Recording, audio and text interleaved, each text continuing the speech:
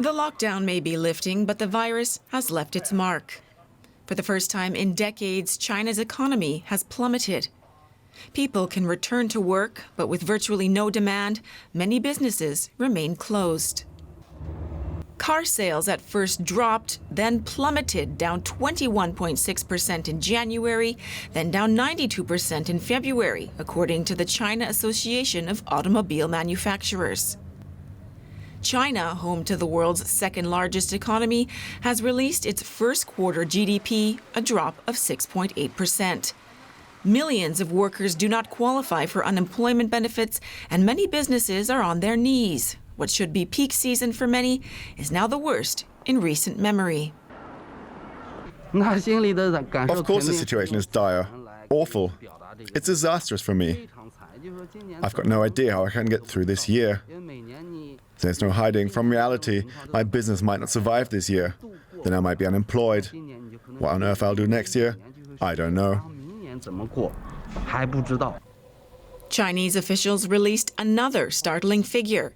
The number of coronavirus deaths in Wuhan has been raised to almost 4,000. That's a 50% increase from earlier numbers. The news has fueled concerns that China has covered up the true extent of the outbreak, an accusation the country denies.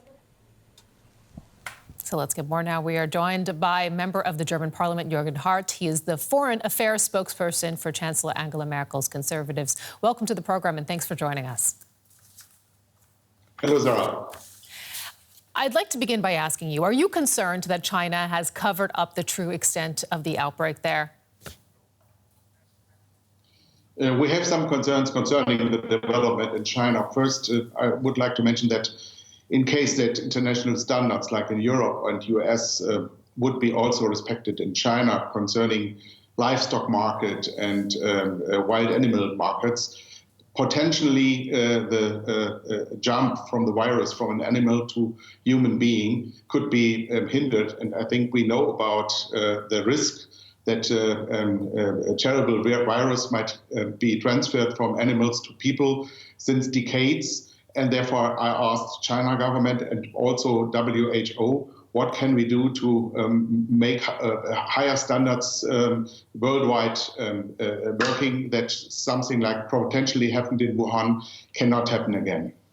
Talk to us a little bit more about how this happened, because U.S. President Donald Trump says that his administration is looking into reports that the virus could have been accidentally leaked from a lab in Wuhan where they were researching SARS viruses. Do you think that that theory is credible, and is it something that the German government is also looking into? I have no information that is in line with that what U.S. President mentioned. I think since AIDS and since SARS and Ebola, we know about the risk that potentially highly infective virus might jump from animals to human beings. This is the result of all the science in the last decades concerning that development. And it was obvious that once a day something like that might happen. In case that in this China coronavirus case, it is not jumping from an animal to human being. I think this is the biggest risk also for the future, and therefore we should concentrate on that. I'm not sure that we potentially might find out the whole truth about what happened. Maybe also the China government is not having that whole picture on the starting point of that corona pandemic.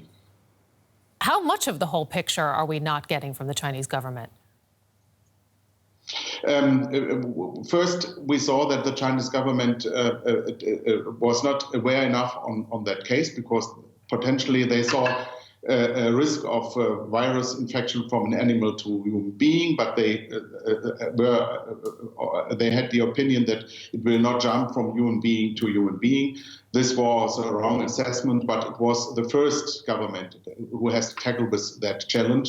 We as those who had this risk later, knew a lot more about that. But I think one of the tasks for the next months is to establish an international system to make sure that the standards of reporting, the standards of investigation, the standards of testing, the standards of science around that potential risk for the whole world should be handled in the same way in China, in US, in Europe, in Africa, and elsewhere around the world. And the WHO potentially is the place to organize that. At a time when its funding is being cut from one of your allies, Jürgen Hart joining us, as we mentioned, Foreign Affairs spokesperson for Angela Merkel's Conservatives. Thank you so much for sharing your view. Thank you. Bye-bye.